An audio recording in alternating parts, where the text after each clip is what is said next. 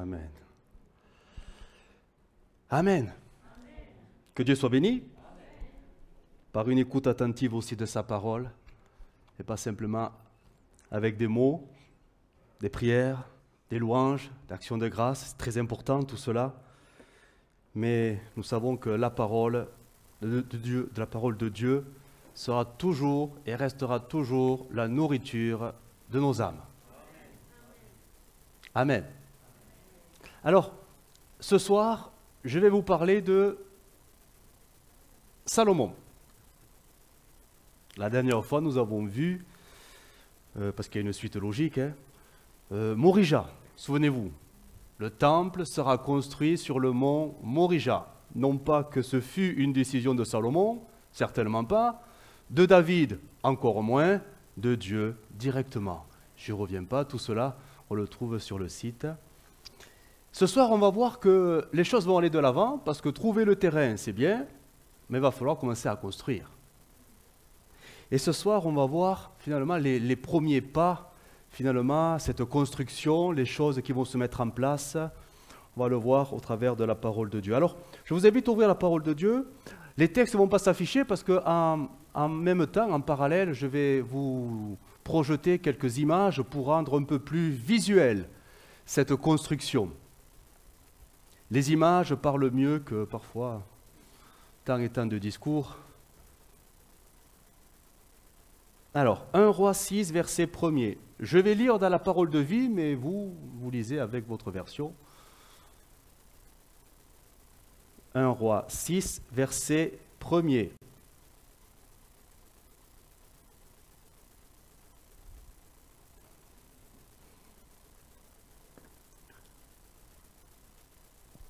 « 1 Roi 6 et verset 1er. C'est bon? J'entends des pages. C'est bon signe. Quoique, au bout d'un moment, ça devient inquiétant. Ça dépend. Il y a des livres qui sont faciles à trouver, d'autres qui sont plus durs à trouver. 1 Roi 6, verset 1er. Le roi Salomon commence à construire le temple du Seigneur 480 ans après que les Israélites sont sortis d'Égypte. C'est la 4e année que Salomon est roi d'Israël. Les travaux commencent pendant le mois de Ziv, c'est-à-dire le 2e mois de l'année. Verset 2. Le temple que Salomon fait construire pour le Seigneur a 30 mètres de long, 10 mètres de large et 15 mètres de haut. Alors, suivant les versions, les mesures vont changer, coudées, etc. C'est pour ça que cette version nous met tout ça dans un langage qu'on comprend mieux, c'est-à-dire les mètres. Donc voici ce que ça donnerait sur un plan, ou sur une image, tout simplement. Voici le bel édifice, 30 mètres, 10 mètres, 15 mètres. Si on le voyait en vrai, ça serait grand. Là, c'est une image. Devant la grande salle du temple, c'est-à-dire devant le lieu saint, il y a une salle d'entrée. D'autres versions diront un portique. Elle a 10 mètres de large, comme le temple, et 5 mètres de profondeur. Ça donne ceci, finalement. Le portique, le vestiaire, le vestibule, diront d'autres versions. C'est cette partie avancée, tout simplement, qui est collée à l'entrée. C'est le couloir d'entrée. Verset 4. Dans les murs du temple, il y a des fenêtres à cadre, protégées par des grillages. On construit un bâtiment annexe de 3 étages. Il s'appuie contre les murs extérieurs de la grande salle et de la salle du fond. La salle d'en bas de ce bâtiment a 2,5 mètres de large. L'étage du milieu a 3 mètres et l'étage au-dessus 3,5 mètres. En effet, le mur extérieur du temple n'a pas la même épaisseur sur toute sa hauteur. Il est moins épais à chaque niveau. Ainsi, les poutres qui soutiennent le bâtiment annexe n'entrent pas dans les murs du temple. Pour construire, les ouvriers se servent de pierres préparées à l'endroit où ils les prennent. C'est pourquoi, pendant la construction, on n'entend aucun coup de marteau, aucun ciseau, ni aucun outil de fer. Une porte sur le côté sud du temple permet d'entrer dans les salles du bas de l'annexe. De là, des escaliers tournants mène à l'étage du milieu, puis à l'étage au-dessus. Pour finir la construction du temple, on fabrique un plafond avec des poutres et des planches de cèdre. Chaque étage du bâtiment annexe construit autour du temple à 2,5 mètres de haut. Ces poutres de cèdre s'appuient sur le mur du temple.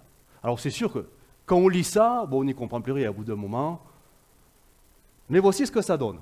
Et là, ça deviendra un peu plus clair, surtout plus simple.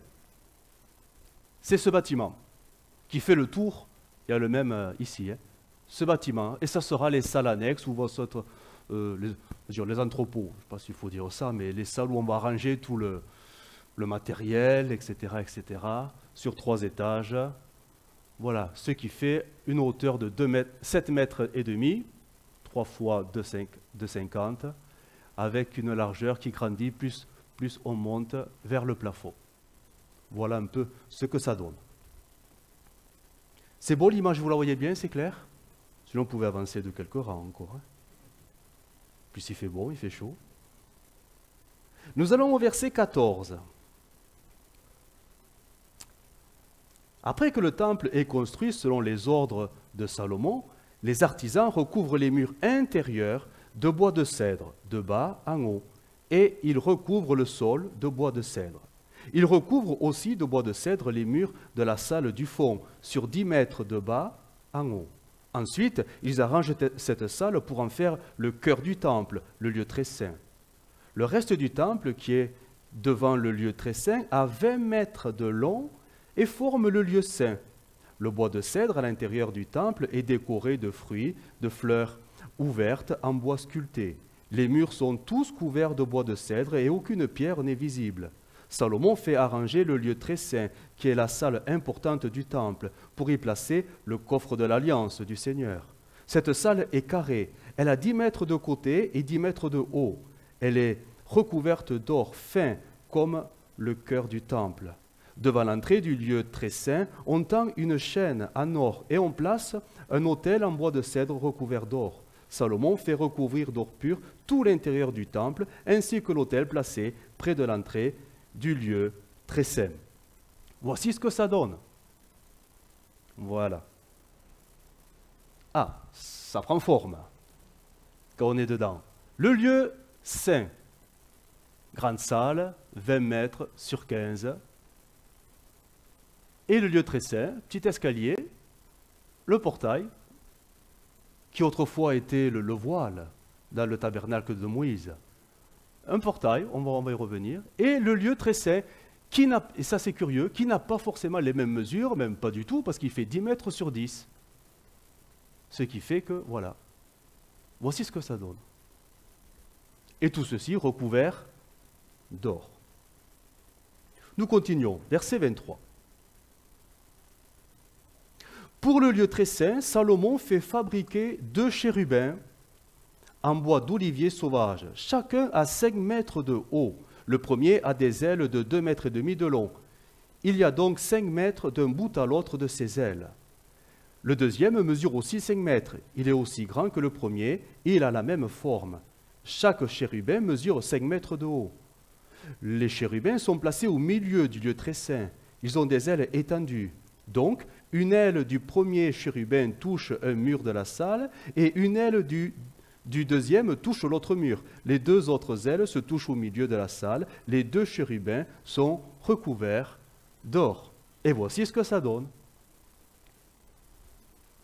Voilà. Alors c'est de côté, bien sûr. Eux, les chérubins font 5 mètres, mais l'envergure, donc c'est 10 mètres. Ça touche les 2 extrémités, ça ne peut pas aller plus loin, parce que c'est un cube de 10 mètres sur 10.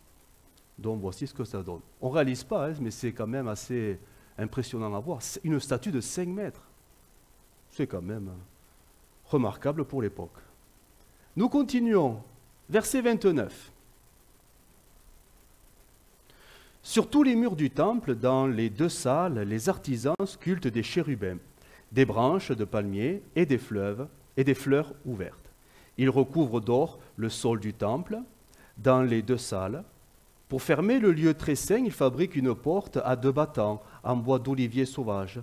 Le pilier et le cadre ont 5 sculptures. Sur les 2 battants, Les artisans sculptent des chérubins, des branches de palmier et des fleurs ouvertes, puis ils les recouvrent d'or. Ils appliquent aussi l'or sur les chérubins et sur les branches de palmier. Verset 37.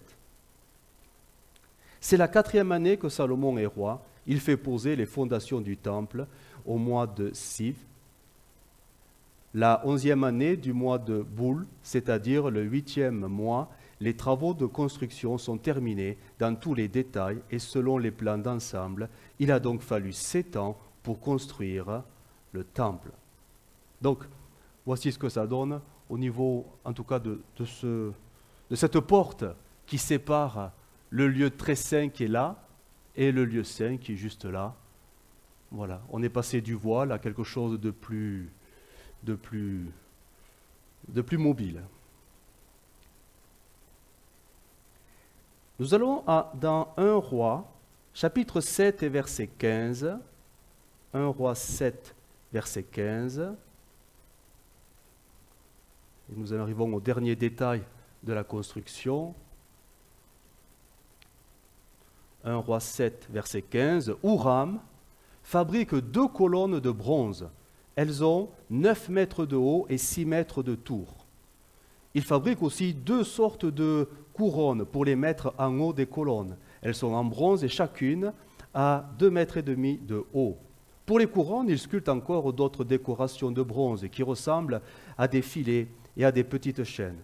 Il y en a 7 sur chaque couronne. Il fabrique également des fruits en bronze appelés grenades, sur 2 rangs, sur les filets qui couvrent les couronnes. Sur chaque colonne, il y a une 2e couronne de 2 mètres de haut. Elle a la forme d'une fleur de lys. Juste au-dessus des couronnes, il y a une partie plus grosse. Elle dépasse le filet et les 200 fruits rangés autour de chaque couronne. Huram fait dresser les 2 colonnes avec leurs couronnes devant la salle d'entrée du temple. Il place la première à droite et il appelle cette colonne Yakin, Dieu affermi en hébreu. Il place l'autre à gauche, il appelle cette colonne Boaz, en hébreu, en Dieu et la force. Alors voici ce que ça donne. Voilà, ce sont les 2 colonnes, Jakin, Boaz, 9 mètres de haut, en bronze, que Huram donc a façonné. Est-ce que, j'y reviendrai, hop, est-ce qu'on pourrait éteindre les lumières, s'il vous plaît? Oui, oui. Ah, ça c'est suivant les illustrations, ça va changer. Ça on ne sait pas trop, hein. Ça c'est pas expliqué, vu qu'un chérubin, personne ne l'a vu. Voilà. Alors, c'est un petit film, ça va durer 3-4 minutes, pas plus, pour essayer. Voilà, c'est une visite guidée du tabernacle et du temple. Et vous allez voir l'évolution, parce que c'est de ça qu'on va parler, l'évolution du sanctuaire du Seigneur. Vas-y, tu éteins tout. On peut éteindre les projets. Se met mode cinéma. Mais que 3 minutes, hein, parce que sinon vous allez dormir. Non? Non? Vous êtes bien? Qui veut des pop-corn? Allez, Tangonnier. Allez, on va lancer, je lance. Attention le son.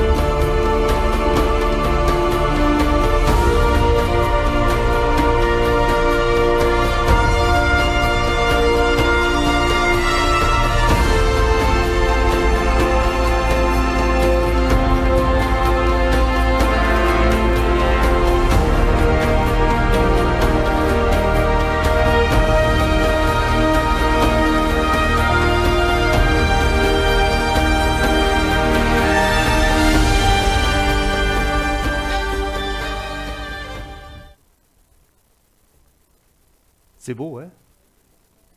Ça donne envie d'y aller, d'aller faire le ménage, balayer sur l'or, faire les poussières. Bon, en attendant, on le fera ici. Hein. Vous pouvez vous inscrire pour le ménage. On recrute. J'ai encore besoin du... Ah, c'est bon.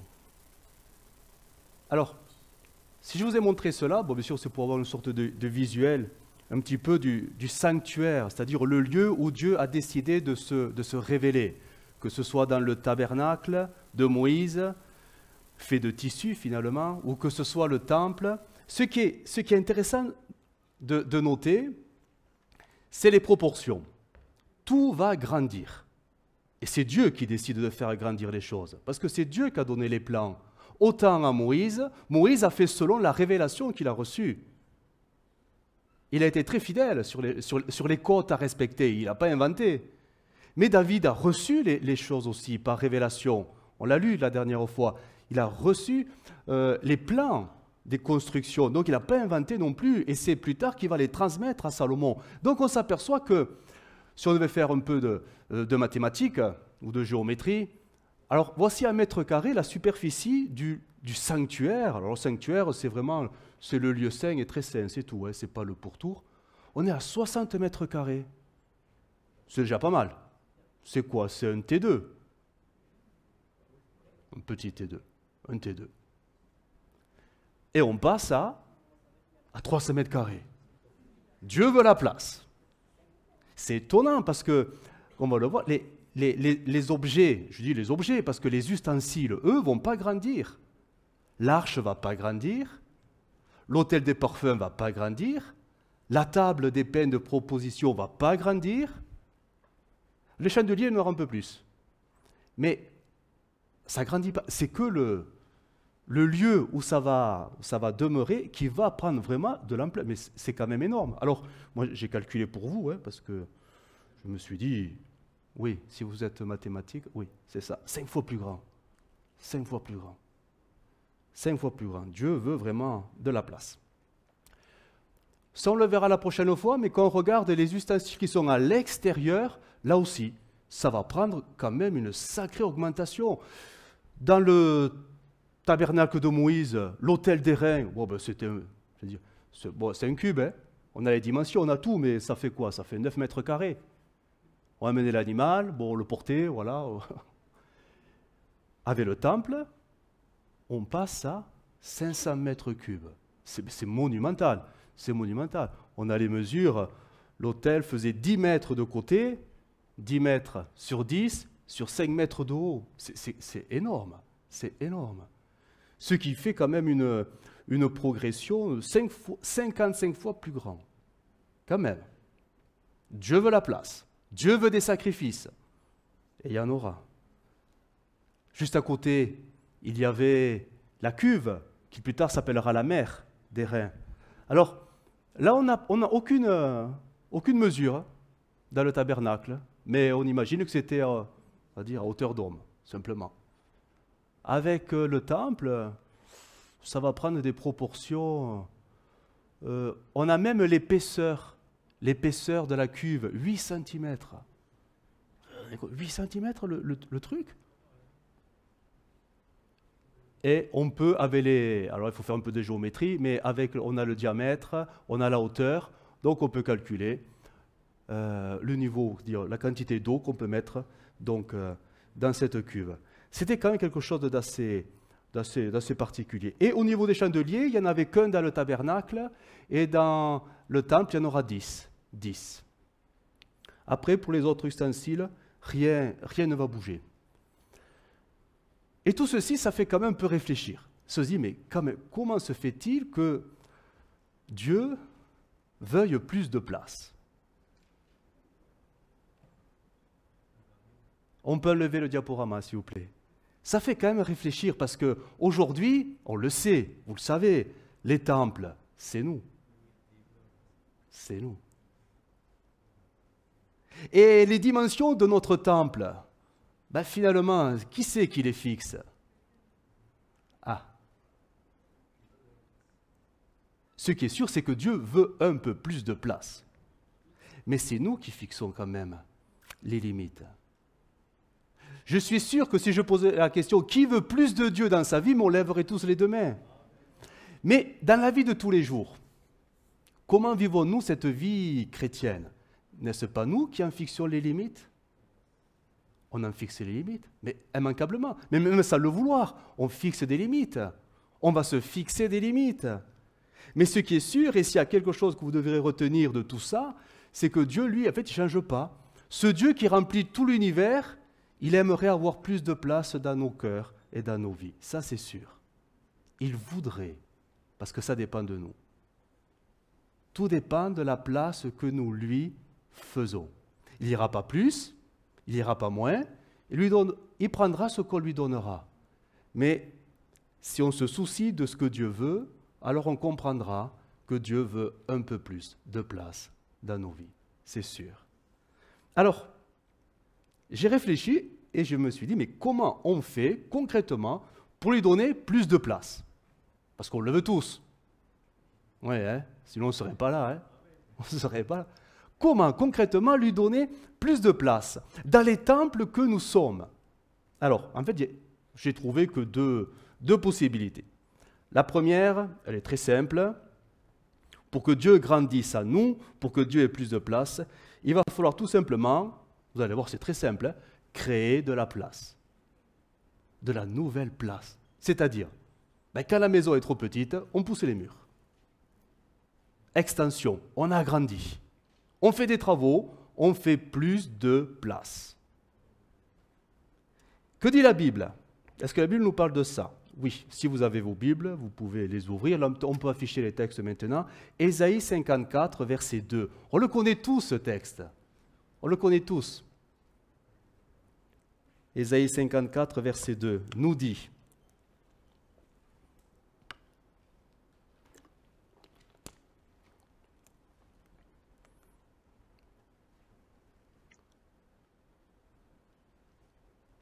élargis l'espace de ta tente. Qu'on déploie les couvertures de ta demeure, ne retiens pas, allonge tes cordages et affermis tes pieux, car tu te répandras à droite et à gauche, ta postérité envahira des nations et peuplera des villes désertes.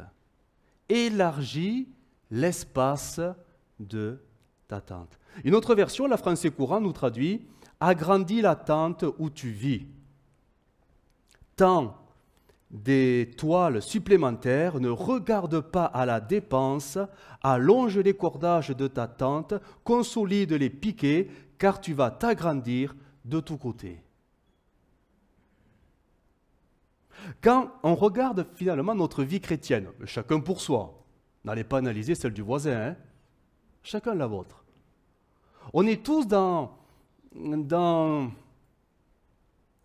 une façon de vivre notre vie spirituelle qui est propre à chacun. On n'est pas là pour juger, lui il en fait plus, lui il en fait moins, on n'est pas là, mais on est tous dans un fonctionnement que nous nous sommes fixés. Du style, tous les matins je lis la Bible. Très bien, mais tu lis quoi? Toute la Bible? Non, je lis 1, 2, 3. Ah non, moi je suis à la retraite, j'ai le temps, je lis 10, 20, 30 chapitres. Peu importe, chacun se fixe les formes de sa piété. Chacun se fixe le temps de sa prière. Chacun se fixe finalement s'il va venir à la réunion en semaine ou pas. Chacun se le fixe selon la soif de son cœur, selon sa disponibilité, parce que parfois le travail nous empêche aussi de vivre les choses parce qu'on voudrait plus, mais des fois on est... Mais au final, c'est quand même nous qui nous fixons notre piété. C'est nous qui nous fixons comment nous allons vivre la piété. Élargis l'espace de ta tente nous parle de faire plus que ce que tu fais normalement. Ok, tu lis, alors c'est un exemple, hein, tu lis un chapitre, c'est très bien, c'est suffisant pour que Dieu te parle clairement. Mais si tu en lisais 2, ne serait-ce pas une extension? Quelque chose de plus où Dieu prend un peu plus de place? Ok, tu pries 5 minutes par jour, c'est bien. Si c'est fait de tout ton cœur, c'est très bien. Mais si tu priais 10 minutes, Ne serait-ce pas une extension de ta vie de prière? Le but n'est pas de faire pour faire, surtout pas, mais de laisser plus de place à Dieu dans ce que nous faisons pour lui. C'est pas pareil. Tu viens au culte, mais c'est super. Bien sûr qu'il faut venir au culte. Une extension serait quoi? De venir aussi en semaine. Ça donne plus de place à Dieu pour te parler. Le but n'est pas de faire pour faire, mais le but est de laisser plus de place à Dieu pour que lui puisse faire son œuvre à nous. Pendant que nous vivons notre piété selon les limites que nous nous fixons tout simplement au quotidien. Lui laisser plus de place. Ça va demander de faire plus, un peu plus. On est tous pareils, du moins si vous êtes comme moi, on est tous pareils. On aime bien notre zone de confort. Non? Mais dites-le. C'est pas comme si on était enregistré et que tout le monde allait le savoir. On aime tout. Mais c'est normal d'aimer sa zone de confort. Et même dans la vie spirituelle, on peut avoir nos zones de confort. Mais élargis l'espace de ta tente. Ne regarde pas à la dépense, français courant. Veut bien dire qu'à un moment donné, si tu veux plus de Dieu, va falloir sortir de ta zone de confort. Ben oui. Va falloir sortir de ta zone de confort. Pour que Dieu puisse prendre la place que tu veux lui donner un peu plus. Alors ça veut dire quoi sortir de sa zone de confort? Là aussi, ça peut prendre une quantité de formes différentes. Je vais donner des exemples. Peut-être que celui qui vient au culte ou en semaine et qui prie dans son cœur, sa zone de confort sera de ne plus prier que dans son cœur, mais de prier à haute voix. Là, on sort de sa zone de confort.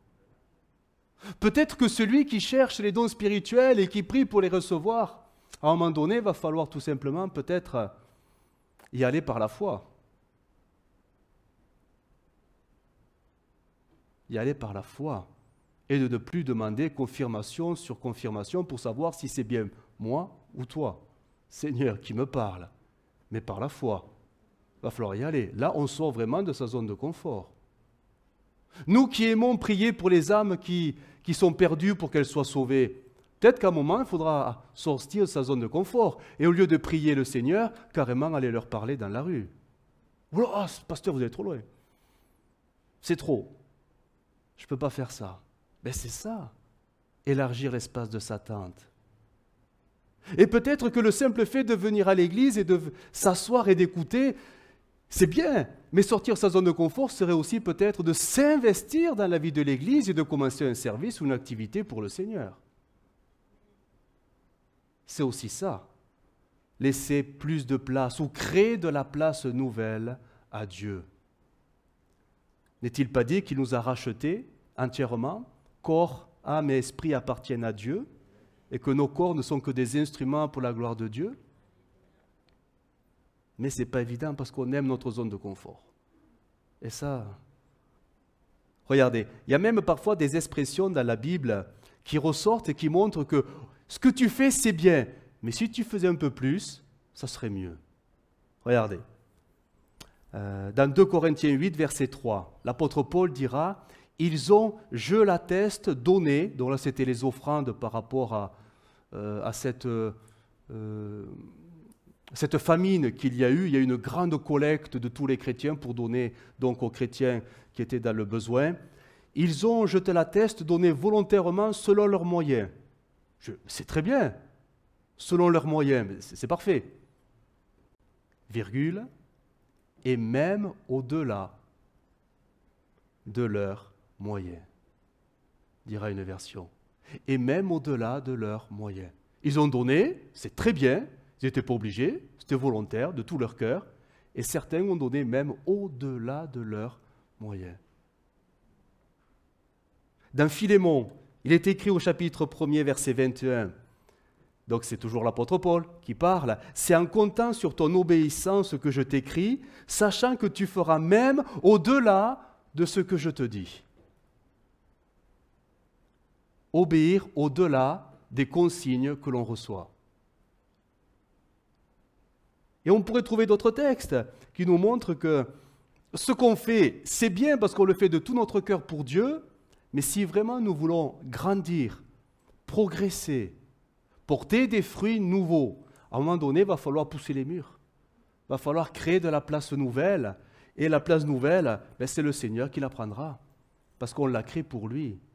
Mais ça va demander, oui, ça va demander certainement courage, volonté, foi pour se dépasser, surpasser, je ne sais pas comment il faut l'interpréter, mais aller au-delà des limites que nous nous fixons les uns les autres dans tous les domaines de la vie chrétienne pour aller plus loin. On veut plus de Dieu? Faisons-lui plus de place. C'est tout. Le psalmiste David dira au psaume 138, verset 2, dans la version Summer, il écrit ceci, parce que Dieu l'a fait aussi. Dieu est allé au-delà. Je me prosterne, tourné vers ton sanctuaire, et je te loue pour ton amour et pour ta fidélité, car tu as accompli au-delà de ce que tu as promis, ce que nous savions de toi a été bien dépassé. Dieu a accompli au-delà de ce que lui-même avait promis. Et ça fait réfléchir parce que ce que Dieu, quelque part, aimerait que nous fassions, il nous l'a quand même démontré le premier. Nous a-t-il pas dit qu'il nous aimait dans l'Ancien Testament? Si, d'un amour éternel. Et qu'en est-il dans le Nouveau Testament? Il nous prouve son amour. Et vous savez comment il nous l'a prouvé? Il nous a donné ce qu'il avait de plus cher. On ne pouvait pas aller au-delà. L'amour de Dieu a été prouvé. Si on en restait à l'Ancien Testament, on en resterait sur des déclarations. Dieu nous aime d'un amour parfait éternel. C'est déjà bien, hein? C'est déjà bien de le savoir, hein? Nouveau Testament, Dieu le prouve en donnant ce qu'il a de plus cher. Il va au-delà de la déclaration, il le prouve concrètement. Nous voulons plus de Dieu, du moins si vous voulez plus de Dieu, faites-lui plus de place. Et vous verrez, il apprendra, tout simplement, il apprendra. Ça, c'est le premier moyen pour lui laisser plus de place, pour qu'il grandisse à nous. Le deuxième moyen, et ça sera le dernier pour ce soir, pour que Dieu grandisse à nous, va falloir non pas créer de la place nouvelle, mais certainement libérer de la place qui est occupée inutilement. On a tous dans nos maisons, oui, je pense qu'on est tous pareils, hein, dans le garage, dans le grenier, sous le lit, dans le placard, ou des pièces entières, des choses qui sont stockées, et quand on les regarde, on se dit, mais pourquoi? Qu'est-ce que ça fait là? Ça peut servir. Et au final, les années passent, et ça ne sert pas. Et ça a occupé de la place. C'est pas vrai? Ça, on s'en aperçoit quand on déménage. On remplit des camions de cartons qui sont remplis de choses, mais on se dit, mais quand même. Bon, apparemment, on est les seuls, très chers à Madame Cavaillé, à avoir des choses inutiles. Mais libérer la place qui est occupée, parfois, je dis bien parfois, inutilement. L'expression qu'on dirait, c'est faire le ménage. On a besoin de faire le ménage dans le temple, dans les temples du Saint-Esprit que nous sommes. Parce qu'il y a parfois de la place que Dieu aimerait prendre, mais quand il voit les cartons qui sont entassés, Dieu se dit, mais pourquoi il garde ces cartons? Ça m'empêche de prendre la place et je suis à l'étroit. Il est écrit dans Ésaïe 49, on va le lire, Ésaïe 49, verset 20. Ésaïe 49, verset 20. Ils répéteront à tes oreilles, ces fils dont tu fus privé autrefois, l'espace est trop étroit pour moi, fais-moi de la place pour que je puisse m'établir. Ça, c'est une autre version. Ils répéteront à tes oreilles ces fils dont tu étais privé autrefois, mais maintenant ils sont là. L'espace est trop étroit pour moi. Fais-moi de la place pour que je puisse m'établir. Faire de la place dans les temples que nous sommes, parce que quand on regarde de près dans les coins et les recoins, il y a parfois des choses qui n'ont pas lieu d'être. Des choses qu'on a entreposées, stockées, parfois depuis des années. On les a peut-être oubliées, mais c'est là. Et Dieu, ou le Saint-Esprit, à nous, il est à l'étroit. Il aimerait avoir toute la place. Et parfois, il voit des cartons stockés, mais il ne va pas y toucher parce que la sanctification, ce n'est pas le Seigneur qui l'a fait pour nous. C'est chacun de nous qui devons la faire. C'est nous qui devons nous délester des choses qui sont inutiles maintenant. Mais des fois, on ne le fait pas. On reste un peu accroché. À, oui, la vie d'autrefois. La vie de ce monde. D'autrefois. Depuis qu'on est rentré dans le salut, vous savez, ce texte qui dit que nous sommes en crise de nouvelle création, voici toute chose est devenue nouvelle. C'est comme une maison neuve, toute nouvelle, tout est beau, tout est propre. Maintenant, il faut mettre les bons meubles pour remplir la pièce. Oui, sauf que parfois, on a fait suivre les mauvais ou les vieux mobiliers, on les a mis dans un coin, disant, bon, c'est pas trop grave, on va mettre les choses, on va les cacher un peu. Et on fait cohabiter dans la maison neuve des choses nouvelles et des choses qui encombrent finalement et qui empêchent le Saint-Esprit de prendre toute la place. Si la Bible nous dit « cherchez premièrement le royaume de Dieu et sa justice », c'est que certainement, par l'Écriture, Jésus nous montrait par là qu'il y a une priorité dans nos vies. Nos vies qui ne nous appartiennent plus doivent être dirigées dans cette priorité, rechercher le royaume de Dieu, pour grandir dans ce royaume. Et cette parole, certainement que plusieurs n'en ont pas fait une priorité, mais l'ont relayée peut-être en second ou en troisième point ou quatrième dans leur vie. Oui, Dieu est là, mais loin dans les priorités.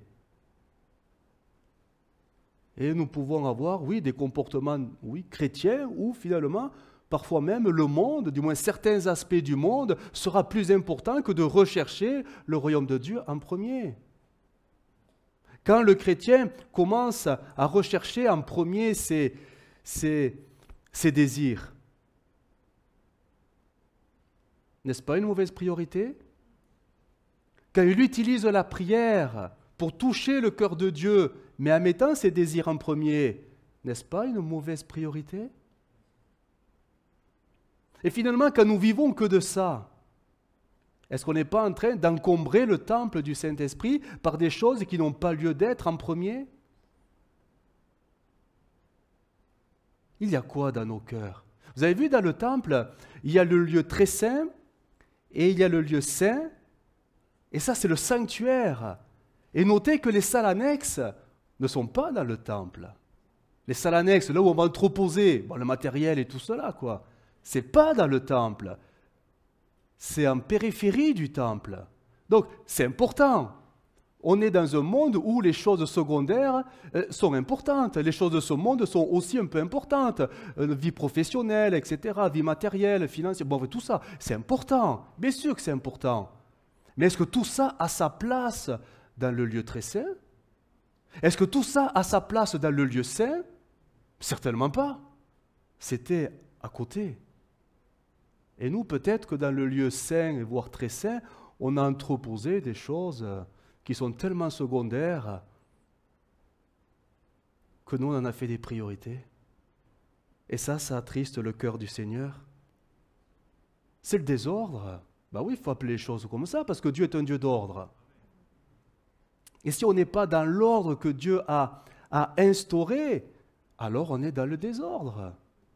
Il y avait quoi dans le lieu saint ? C'est simple, chandelier, la table des pains de proposition, et l'autel des parfums. Et tout ceci nous parle des aspects de la vie de Christ que nous devons refléter. Et il n'y avait que ça. Pourtant on se dit, mais quand même, dans cette salle, elle était grande la salle. Elle était immense, avec un plafond de 15 mètres. On pourrait en stocker des trucs là-dedans. Non, non, non, tu mets rien. Tout est en or, tout est pour Dieu. Tu mets rien, si ce n'est les objets que Dieu a voulu. Et quand on rentre dans le lieu très saint, quand même la pièce est 10 mètres sur 10. Alors aussi on peut en stocker des choses. Mais non, il y avait un petit coffre. Je dis petit parce que par rapport au statut, il était petit. L'Arche de l'Alliance, c'est tout. On aurait envie d'utiliser la place pour montrer à Dieu qu'il y a des choses qui devraient faire un peu plus dans nos vies. Mais tout ça, non. Dieu nous dirait, mais ça n'a pas sa place. Ça n'a pas ça. Enlève-moi ça de suite. Je veux la place, elle est pour moi. Tu as les salles annexes pour ça. Dans le sanctuaire, c'était le lieu où, tout simplement, les sacrificateurs servaient et le souverain sacrificateur pouvait rentrer une fois par an pour faire l'expiation, mais c'était exclusivement pour Dieu, pas pour nous. Toutes les choses secondaires que l'on vit, c'est pas pour Dieu, c'est pour nous, mais on essaie d'écaser Dieu.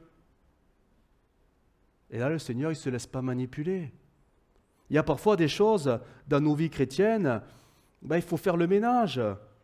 Je ne vais pas m'excuser de le dire, mais je vais quand même le dire. Il y a des choses qui n'ont pas lieu d'être dans les temples que nous sommes. Alors j'ai noté quelques exemples. Parfois c'est derrière ces cartons qu'on pourrait stocker dans un coin, espérant que Dieu ne les voit pas peut-être. Mais bon, il voit tout. C'est chez lui quand même le temple. Il voit tout. Parfois ça peut être des relations, des fréquentations avec certaines personnes, mais qui n'ont plus lieu d'être. Tu es le temple du Saint-Esprit et tu entretiens des relations, des fréquentations, et Dieu nous dirait, mais il faut arrêter. Comment le fidèle peut-il avoir une relation avec l'infidèle?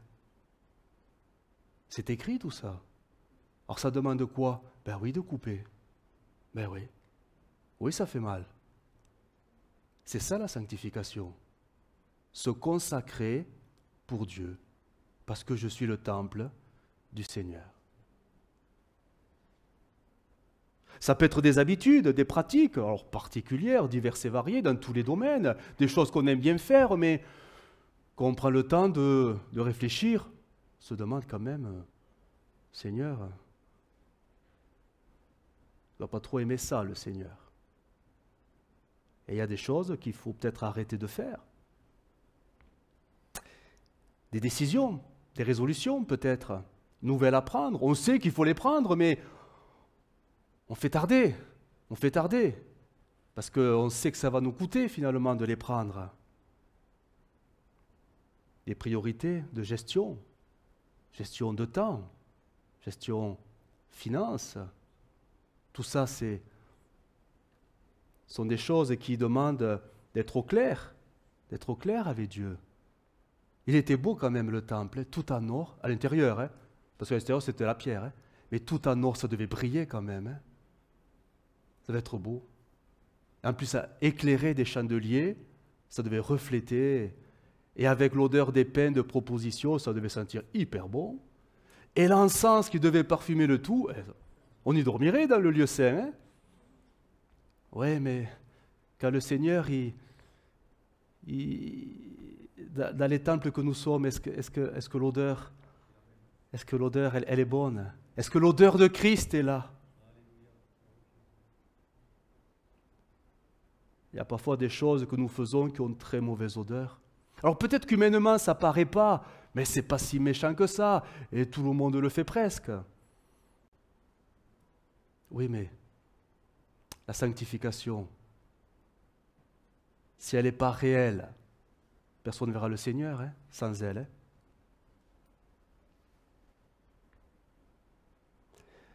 Aristote, vous connaissez Aristote? Grand philosophe, Aristote. Il a écrit Il a écrit cette parole, et on la connaît, je pense que vous la connaissez. La nature a horreur du vide. Eh oui, c'est Aristote, hein? C'est Aristote. C'est-à-dire, elle exige, la nature, que chaque espace soit rempli de quelque chose, même si c'est insignifiant ou inutile. Mais tout vide sera comblé. Et ça fait réfléchir aussi parce que les temples que nous sommes, mais finalement, si Christ ou le Saint-Esprit n'utilise pas toute la place dans les temples que nous sommes, le monde va le remplir. Va le remplir. Le vide n'existe pas. Je serai forcément rempli de quelque chose dans ma vie.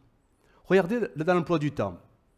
Imaginez, il est 20h07, vous êtes à La Réunion, ça va, vous êtes bien? Il fait chaud, hein? Du moins, moi j'ai chaud, hein? Ici, il fait chaud, il fait trop chaud.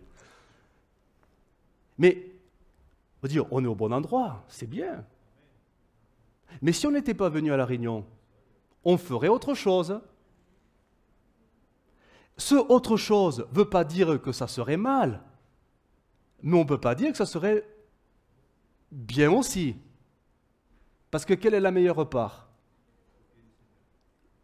Comme l'a dit Madame Cavaillé avec les chants, nous avions un rendez-vous avec le Seigneur.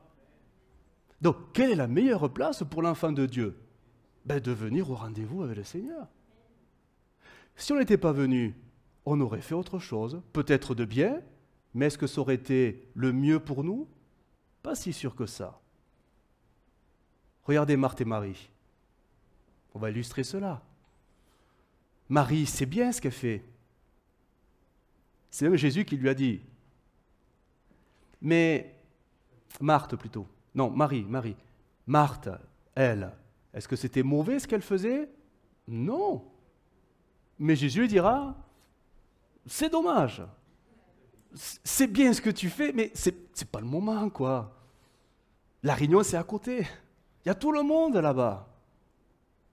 Bon, vous avez compris la parole de Jésus. Tu t'agites.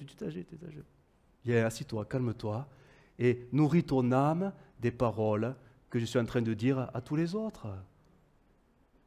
La nature a horreur du vide. Les temples du Saint-Esprit que nous sommes, si nous ne savons pas remplir le temple des choses qui plaisent à Dieu, que Dieu veut pour nous, le monde le remplira.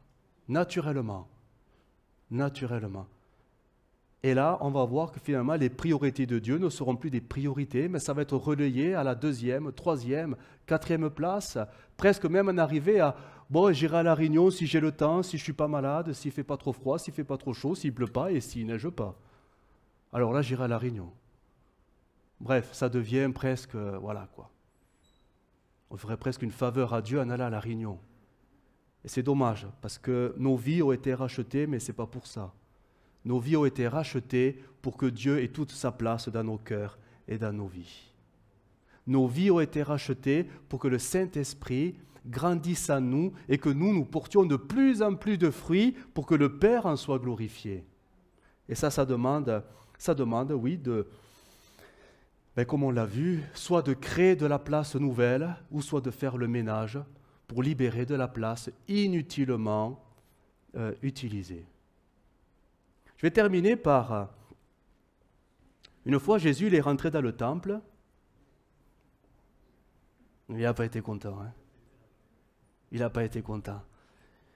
Je lis le texte parce que c'est dans Jean 2,14. Jésus trouva, la version Semeur, dans la cour du temple, des marchands de bœufs, de brebis, de pigeons, ainsi que des changeurs d'argent installés à leur comptoir. Alors il prit des cordes et en fit un fouet, et les chassa tous de l'enceinte sacrée avec les brebis et les bœufs. Il jeta par terre l'argent des changeurs et renversa leur comptoir. Puis il dit aux marchands de pigeons, « ôtez cela d'ici, c'est la maison de mon Père, n'en faites pas une maison de commerce. » qu'est devenu le temple du Saint-Esprit que nous sommes. Franchement. Est-ce vraiment une maison où Dieu a toute la place qu'il voudrait? Ou est-ce une maison alors, de commerce? Bon, encore c'est gentil là. Caverne de voleurs, une maison de trafic, diront d'autres versions, à tel point que Jésus a dû faire le ménage. Hein. Il a fait le ménage. Hein. Pourtant, quand on regarde de près, tout ce qui était là, c'était un peu utile. Bah oui, il fallait bien convertir la monnaie en monnaie du temple. Fallait bien les pigeons pour les sacrifier pour les pauvres. Fallait bien les brebis, fallait bien les bœufs pour les sacrifices. Mais quand Jésus a vu que tout cela, finalement, il y avait un commerce et qu'on profitait de la dévotion de l'Israélite pour s'en mettre plein les poches, alors là, Jésus, il n'était pas du tout satisfait du résultat. Il a tout mis par terre. Pourtant, tout cela servait au culte. Ça fait réfléchir. Ça fait sérieusement réfléchir. Nous avons notre façon de vivre la foi. Nous avons notre façon de vivre la piété. C'est bien. Nous lisons la Bible, nous prions, nous allons à l'église, nous servons le Seigneur dans les activités. C'est très bien, c'est très bien. Mais le plus important, ce n'est pas ça. C'est la place que Dieu a réellement dans mon cœur. C'est ça le plus important. C'est ça. Et je dois veiller à cela parce que quand le péché commence à rentrer dans le temple, Dieu ne peut que se retirer. Et Dieu se retirera. Parce qu'il ne pourra jamais cohabiter avec le péché. Il ne peut pas. C'est à nous, à veiller à ce que le temple que nous sommes soit un temple pur, toujours pur. Et ceci exige que parfois, il faut faire le ménage. Il va falloir faire le ménage. Ça coûtera, certainement, mais pour Dieu, ça a coûté aussi de faire de nous les temples. Ça a coûté. Ça a coûté le prix de la vie de son Fils unique. Et nous, on ne serait pas disposés à faire quelque choix pour laisser toute la place au Seigneur? Est-ce que réellement on vit pour les intérêts de Christ? Ou est-ce qu'on n'est pas en train de se leurrer et finalement on vit pour nos propres intérêts en demandant à Dieu de les bénir un peu plus? Pour qui nous vivons réellement?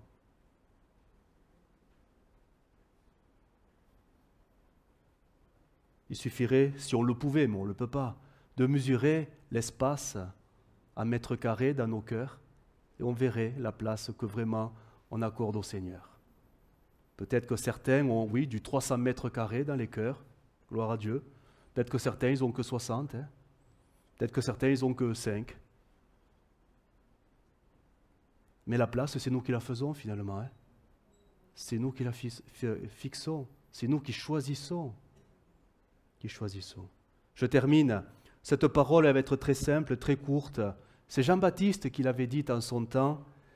Jean 3,30, en parlant de Jésus, « Il faut qu'il croisse et que moi, je diminue. » Ça résume tout, Il faut qu'il croisse et que je diminue. Parole vivante traduira, « Il doit devenir de plus en plus grand et moi de plus en plus petit. » Il doit devenir de plus en plus grand et moi de plus en plus petit. On prie le Seigneur.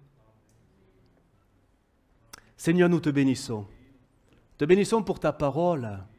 Seigneur, parce que nous ne voulons pas l'entendre avec légèreté, mais avec le plus grand sérieux.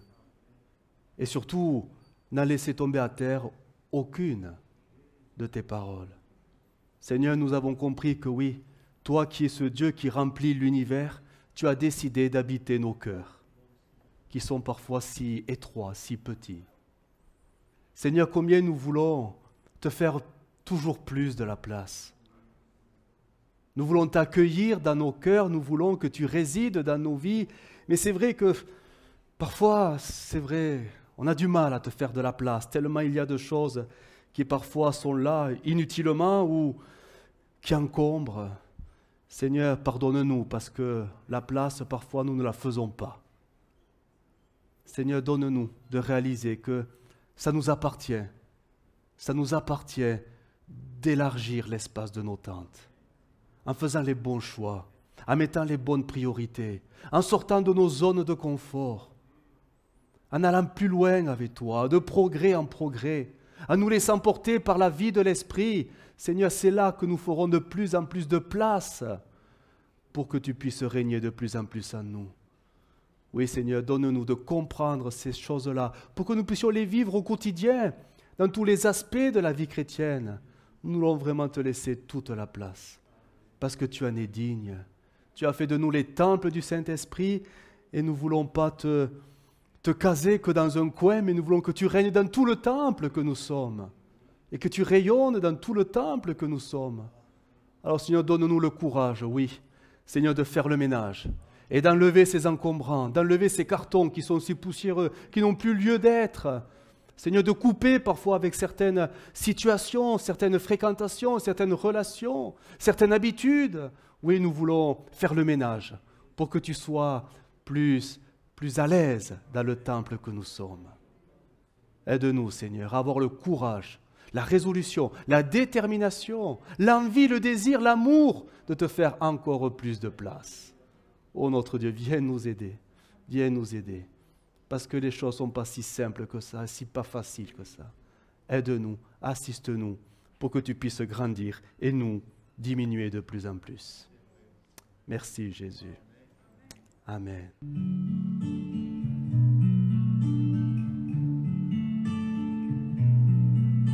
Well, I heard there was a secret chord David played and he plays the Lord, but you don't really care for music, do ya? Well, it goes like this: the fourth, the fifth,